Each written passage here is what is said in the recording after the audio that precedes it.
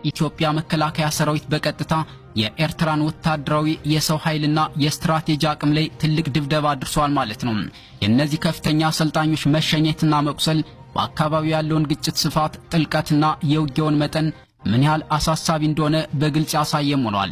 በትናንትናው ዕለት በአፋር ክልል በተካሄደ ኦፕሬሽን የኢትዮጵያ መከላከያ ሰራዊት ወሳኝ እርምጃ መውሰዱን አስታወቀ።